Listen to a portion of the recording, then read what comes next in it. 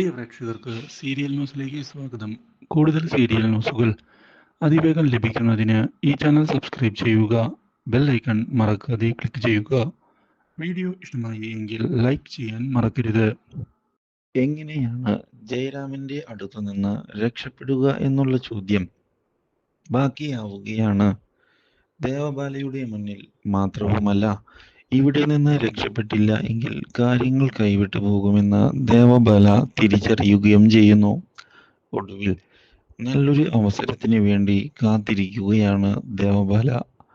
പക്ഷേ ഇതിനിടയിലാണ് police complaint പോയിട്ടുണ്ട് എന്നുള്ള വിവരം ജയരാമൻ മനസ്സിലാക്കാൻ ഇടയാകുന്നത്.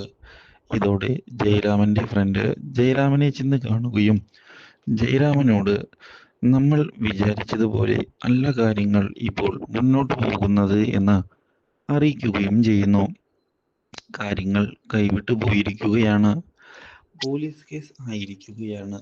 പോലീസ് എന്തായാലും അന്വേഷിച്ച് ഇവിടെ എത്തുമെന്നുള്ള കാര്യത്തിൽ യാതൊരു സംശയവും വേണ്ട. പോലീസിന്റെ അന്വേഷണത്തെ പറ്റി അറിയാമല്ലോ. ഇത് കേൾക്കുന്ന ജയരാമൻ, എടാ, പ്രശ്നം വഷളായിരിക്കുകയാണ് എന്നുള്ള കാര്യം സത്യം തന്നെയാണ്. അതുകൊണ്ട് തന്നെ ഇനി രക്ഷപ്പെടുന്നതിനുള്ള കാര്യങ്ങളാണ് നമ്മൾ നോക്കേണ്ടത്. അതെ, അത് തന്നെയാണ് ഞാനും പറഞ്ഞത്. എത്രയും പെട്ടെന്ന് തന്നെ രക്ഷപ്പെടണം. അതിന് ആദ്യം ചെയ്യേണ്ടത് ഈ വട്ടത്തി പെണ്ണിനെ നമ്മൾ ഉപേക്ഷിക്കുകയാണ്. ഇവൾക്ക് ഇപ്പോൾ നമ്മൾ ആരാണ് എന്നുള്ള കാര്യം മനസ്സിലായിട്ടില്ല. പക്ഷേ പോലീസ് അന്വേഷിച്ചെത്തുകയാണ് എങ്കിൽ നമ്മൾ ആരാണ് എന്ന് അവർ മനസ്സിലാക്കുകയും ചെയ്യും. അതോടെ നമുക്ക് തിരിച്ചടി ആവുകയും ചെയ്യുമെന്നുള്ള കാര്യത്തിൽ യാതൊരു സംശയവും വേണ്ട. എത്രയും പെട്ടെന്ന് തന്നെ ഇവളെ ഉപേക്ഷിക്കാം. അപ്പോൾ അന്വേഷണം നമ്മളിൽ എത്തുകയുമില്ല. ഇവൾക്ക് നമ്മളെ അറിയാത്തത് കൊണ്ട് ചൂണ്ടിക്കാണിച്ചു കൊടുക്കാൻ സാധിക്കുകയുമില്ല. എങ്ങനെയുണ്ട് ഐഡിയ? ഇത് കേട്ടതിനെ തുടർന്ന്, എടാ, അതൊക്കെ ശരിയാണ്. പക്ഷെ ഇവളെ ഇപ്പോൾ ഉപേക്ഷിക്കുകയാണ് എങ്കിൽ ഞാൻ ഉദ്ദേശിച്ചതുപോലെ കാര്യങ്ങൾ നടക്കില്ലല്ലോ എന്ന് ജയരാമൻ ചോദിക്കുന്നു. കാര്യങ്ങൾ നടക്കുന്നത് ഇപ്പോൾ വേണ്ട എന്ന് വെക്കുക. നമ്മൾ ഇനിയും ബുദ്ധിമുട്ടിക്കാനാണ് പ്ലാൻ എങ്കിൽ അകത്തു പോകും. പിന്നെ ജയിലിൽ കിടന്ന് വർഷങ്ങളോളം ഉണ്ട തിന്നേണ്ടി വരും. ഞാൻ പറഞ്ഞില്ലെന്ന് വേണ്ട. ഇത് കേൾക്കുന്ന ജയരാമൻ, ഓ, അതും ശരിയാണ്. പോലീസ് പിടികൂടിയാൽ പിന്നെ ജയിലിൽ കിടന്ന് ജീവിതം നശിപ്പിക്കണം. അതിനു വേണ്ടിയല്ല ഞാൻ ഇത്രയും കഷ്ടപ്പെട്ടത്. അതുകൊണ്ട് തന്നെ ഈ ജയരാമന് തോറ്റുകൊടുക്കാൻ ബുദ്ധിമുട്ടുമുണ്ട്. എന്തായാലും അടുത്ത തവണ ഇനി കാര്യങ്ങൾ ശരിയാക്കാം. തൽക്കാലത്തേക്ക് ഇവളെ ഇവിടെ തന്നെ തുറന്നു വിടാം എന്ന് പറഞ്ഞുകൊണ്ട് ജയരാമൻ മുന്നിലേക്ക് കടന്നു വന്നിരിക്കുകയാണ്. ഒടുവിൽ ദേവബാലയുടെ അടുത്തേക്ക് വീണ്ടും ജയരാമൻ ചെന്നതിനെ തുടർന്ന്, എന്താടാ, നിന്റെ നീക്കങ്ങളെല്ലാം വിജയിച്ചോ എന്ന് ചോദിക്കുകയാണ് ദേവബാല. ഇതോടെ തൽക്കാലത്തേക്ക് നിന്നെ ഞങ്ങൾ വിട്ട് കളയാനാണ് ഇപ്പോൾ തീരുമാനിച്ചിരിക്കുന്നത്.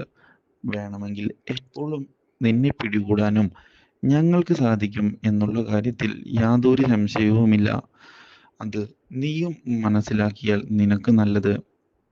ഇത് കേൾക്കുന്ന ദേവബാല, എൻ്റെ ഭർത്താവ് ഈ കാര്യം അറിഞ്ഞാൽ നിന്നെ ബാക്കി വയ്ക്കുകയില്ല എന്നുള്ള കാര്യത്തിൽ യാതൊരു സംശയവും വേണ്ട എന്ന് പറയുകയാണ്. പക്ഷേ അതൊന്നും ജയരാമൻ വില കൽപ്പിക്കാൻ തയ്യാറാകാതെ ഒടുവിൽ നല്ലൊരു അവസരത്തിനായി കാത്തിരിക്കുകയാണ്. പക്ഷേ ഇതേ സമയം പോലീസ് പിന്നാലെയുണ്ട് എന്നുള്ള കാര്യം മനസ്സിലാക്കുന്ന അഭിഷേക് അന്വേഷണവുമായി മുന്നോട്ട് പോകുന്നു. പക്ഷേ ഇതേ തുടർന്നാണ് ഒടുവിൽ ദേവബാല തിരിച്ചെത്തുന്നത്. അപ്രതീക്ഷിതമായ ഈ സംഭവം തിരിച്ചടിയായിരിക്കുകയാണ് ദേവരാജന്റെ കണക്കുകൂട്ടലുകൾക്ക്. മാത്രവുമല്ല, ദേവരാജനോട് അഭിഷേകല്ല തന്നെ തട്ടിക്കൊണ്ടുപോയത് എന്നുള്ള കാര്യം സമ്മതിക്കുന്നതിനായി തയ്യാറാവുകയാണ് ദേവബാല. അഭിഷേകിനെ കാണുന്നതിനായി ഞാൻ ഓഫീസിലേക്ക് പോയിരുന്നു. പക്ഷേ അവിടെ നിന്ന് തിരികെ വരുമ്പോഴാണ് ആരോ എന്നെ കടത്തിക്കൊണ്ടുപോയത്. അവർ പറയുകയാ, അഭിഷേകിന്റെ വിവാഹം ഇഷയുമായിട്ടാണ് നടക്കാൻ പോകുന്നത് എന്ന്. പക്ഷേ ഞാനത് സമ്മതിച്ചില്ല. എൻ്റെ ഭർത്താവ് എന്നെ ചതിക്കുകയില്ല എന്നുള്ള കാര്യം എനിക്ക് ഉറപ്പാണ് എന്ന് പറയുകയും ചെയ്യുന്നു ഇഷ. ഇത് കേൾക്കുന്ന ദേവരാജൻ മകളെ കെട്ടിപ്പിടിച്ച് കരഞ്ഞിരിക്കുകയാണ്. എന്നാൽ ഇതിനിടയിൽ കാര്യങ്ങളെല്ലാം വിചാരിച്ചതുപോലെ നടന്നു എന്ന് മനസ്സിലാക്കുകയാണ് ജയരാമൻ. പക്ഷേ അഭിഷേകാകട്ടെ ഇതേ സമയം നിർണായകമായ തീരുമാനം എടുത്തുകൊണ്ട് ജയരാമനെ കാണുന്നതിനായി എത്തുന്നു. അഭിഷേകെ, ഞാൻ നിന്നെ തെറ്റിദ്ധരിച്ചു എന്നുള്ള കാര്യത്തിൽ യാതൊരു സംശയവുമില്ല. എന്നോട് ക്ഷമിക്കടാ നീ. ഞാൻ ഒരിക്കലും ചെയ്യാൻ പാടില്ലാത്ത കാര്യമാണ് ചെയ്തത് എന്ന് അഭിഷേകിനോട് ദേവരാജൻ പറഞ്ഞതിനെ തുടർന്ന് ദേവരാജനോട് ഇത്രയും ചെയ്തു തന്ന ഉപകാരങ്ങൾക്ക് നന്ദിയുണ്ട് സാർ. പക്ഷേ ഇനി ഇനി വേണ്ട. എനിക്ക് ഇനിയും നിങ്ങളെ ചുമന്നുകൊണ്ട് മുന്നോട്ട് പോകാൻ വളരെയധികം ബുദ്ധിമുട്ടുണ്ട്. അതുകൊണ്ട് തന്നെ എൻ്റെ ജീവിതത്തിൽ നിന്ന് ഇറങ്ങിപ്പോകണം എന്നുള്ള കാര്യം ഇപ്പോൾ തന്നെ ഞാൻ വ്യക്തമാക്കുകയാണ് എന്നും കൂടുതൽ ഒന്നും എനിക്ക് സംസാരിക്കാൻ ഇല്ല എന്ന് പറഞ്ഞുകൊണ്ട് തിരികെ അവിടെ നിന്ന് പോകുന്ന അഭിഷേക് സോഹനെ ചെന്ന് കണ്ടിരിക്കുകയാണ്.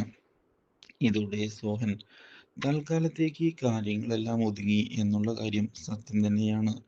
പക്ഷേ പോലീസ് കേസ് ഉള്ളത് നിന്റെ വിവാഹത്തിന് ഒരു വിലങ്ങുതടി തന്നെയാണ് എന്നുള്ള കാര്യത്തിൽ യാതൊരു സംശയവുമില്ല.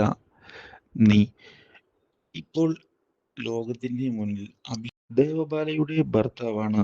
അതുകൊണ്ട് തന്നെ എല്ലാവരും നിന്നെ ആ ഒരു കണ്ണിലാണ് കാണുക. അതിന് മാറ്റം നീ തന്നെ ഉണ്ടാക്കണം. ഇല്ലെങ്കിൽ കാര്യങ്ങൾ നിനക്ക് തന്നെയാണ് തിരിച്ചടിയാവുക എന്ന് സോഹൻ പറഞ്ഞതിനെ തുടർന്ന് അതും ശരിയാണ് എന്ന് തിരിച്ചറിയുകയാണ് അഭിഷേക്. മാത്രവുമല്ല, ഇപ്പോൾ താൻ ചെന്ന് വീണിരിക്കുന്നത് ഒരു ഊരാക്കുടുക്കിലാണ് എന്ന് ഒടുവിൽ മനസ്സിലാക്കുകയും ചെയ്യുന്നു. പക്ഷേ അപ്പോഴാണ് മറ്റൊരു തിരിച്ചടിയുമായി രാഹുൽ വന്നു കയറുന്നത്. Do like, share and subscribe.